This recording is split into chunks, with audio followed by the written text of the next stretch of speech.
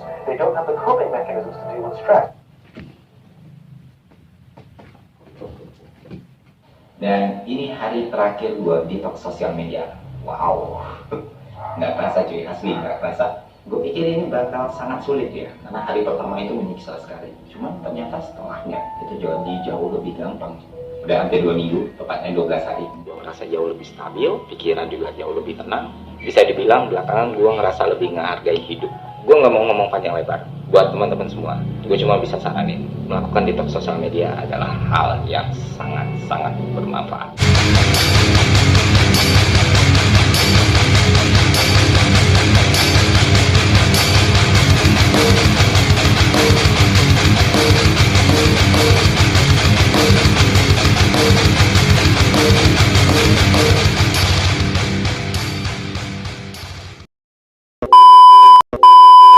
Ya, kembali masih bersama Bilan TV hari ini.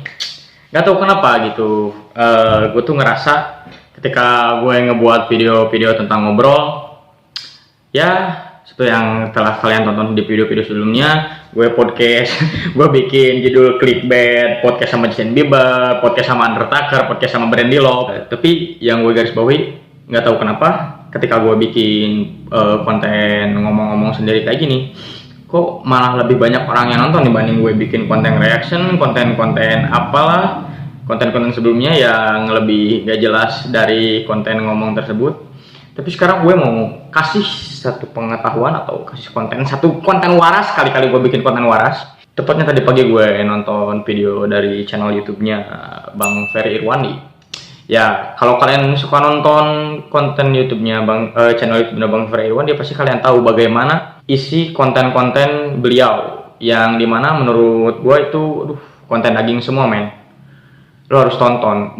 Mungkin buat kalian yang gak suka baca buku tapi pengen cari ilmu pengetahuan, kalian bisa nonton itu, channel recommended banget. Dan tanpa disengaja gue buka judul, ya nih judul ini, gue mau sharing pengalaman gitu, men. Untuk selebihnya, kalau kalian mau tahu apa isi dari video tersebut, bisa tonton langsung ke channelnya Bang Ferry Irwandi. Seakan-akan gue tuh disadarin, ditampar sama video itu gitu. Gue tuh kadang sedih gitu. Gue mau cerita nih. Dulu gue pernah hampir 3 tahun, pokoknya gue dari kelas 1 SMA semester 2 sampai lulus SMA sekitar 6 bulanan lah, nggak tahu 1 tahun, lupa lagi. Pokoknya gue punya HP lagi itu pas corona, sekitar pertengahan bulan tahun 2020, men. Dan gue ngerasa benar-benar ditampar sama video yang dibuat sama Bang Ferry Irwandi. Beliau menjelaskan bagaimana dirinya mencoba untuk rehat sejenak dari dunia sosial media. Sedangkan gue pernah benar-benar melakukan itu selama lebih dari 2 tahun. Dan apa yang Bang Ferry Irwandi katakan itu benar, bahwasannya ketika kita jauh dari sosial media, banyak hal yang bermanfaat yang merubah diri kita. Contohnya gue yang dulunya nggak suka baca buku, karena ya gabut gitu, gue 2 tahun nggak pegang HP, akhirnya gue jadi hobi baca buku waktu itu. Malahan perubahan yang signifikan, ya perkembangan otak gue tuh berkembang pas SMA. Gue nggak nyangka ternyata selama ini gue tuh nggak bodoh gitu, guanya aja yang nggak mau belajar.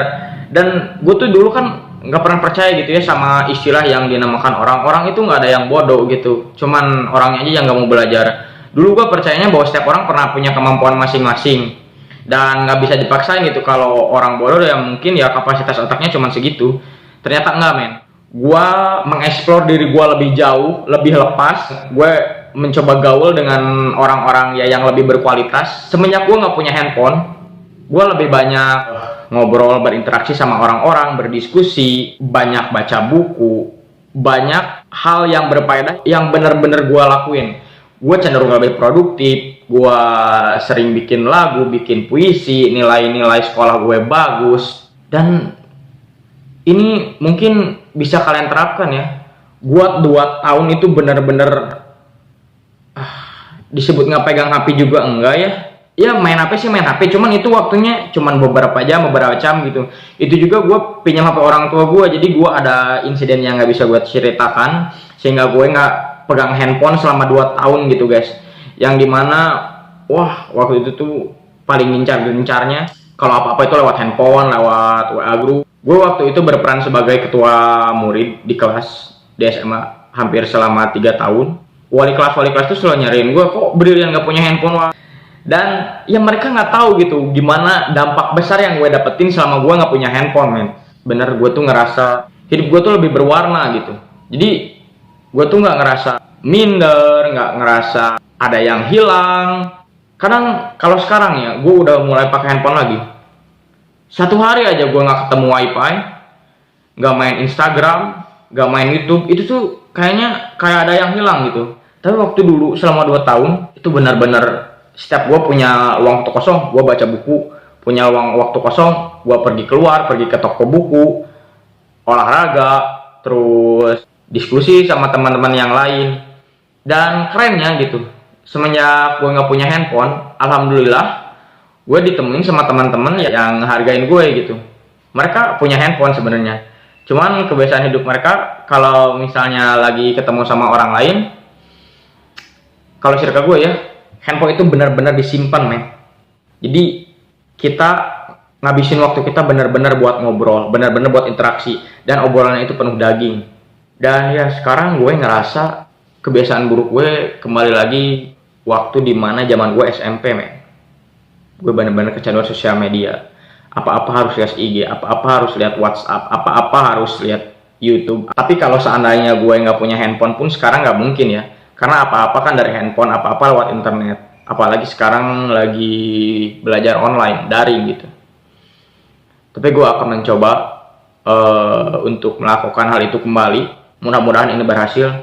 Soalnya gue ngerasa, mungkin gue sekarang pegang HP udah hampir 1 tahun nih semenjak Corona, dan semenjak gue mulai masuk kuliah ya hampir 1 tahun lah gue pegang HP. Dan gue merasa otak gue tuh jadi kurang produktif gitu.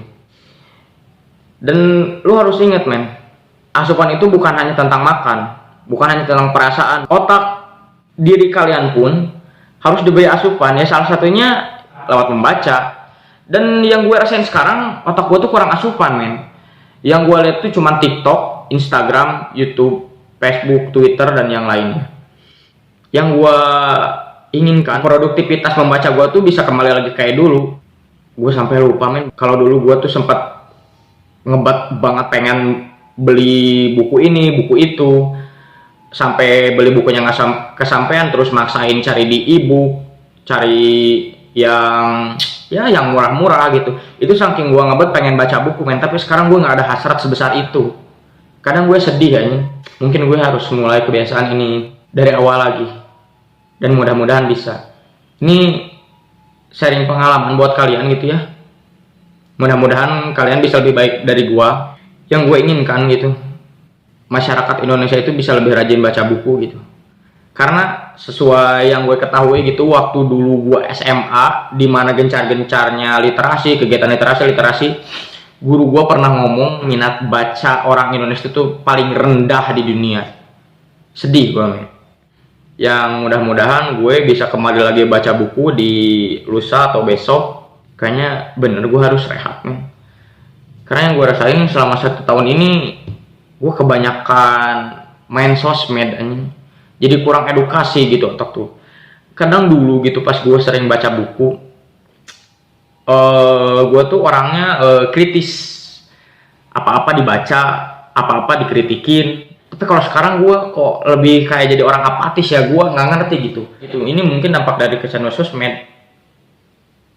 Gue jadi kurang kritis. Kalau dulu lihat berita ini berita itu langsung ya cari tahu, nanya sama orang lain, nanya sama orang yang lebih tahu. Kalau sekarang ada berita ini lewat, ada berita ini scroll. Kadang gue sedih gitu, men. Gue jadi kurang kritis, gue jadi kurang produktif. Tapi mudah-mudahan gue bisa sembuh lagi, dan gue bisa produktif kembali, dan gue bisa meningkatkan produktivitas membaca buku gue kembali. Mudah-mudahan, doain aja. Doain juga untuk kalian, semoga kalian bisa lebih rajin baca buku, dan lebih produktif, serta menyesuaikan penggunaan sosial media sesuai dengan apa yang kalian butuhkan, dan beristirahatlah dengan cukup. Karena yang gue rasain juga ketika gue kecanduan sosmed, gue tidur jadi lebih malam, larut. Malahan gue kadang nggak tidur. Tapi kalau dulu, tidur gue benar-benar cukup, men. 10 jam 9 udah tidur. Karena kan kalau baca buku tuh kadang ngantuk ya. Jadi gue kalau nggak bisa tidur karena gue nggak punya HP dulu, dan di kamar gue juga nggak ada TV, jadi buku-buku gue numpuk ya, gue bacain satu-satu. Kadang hari ini bosen baca ini, baca buku yang lain, dan hasilnya ya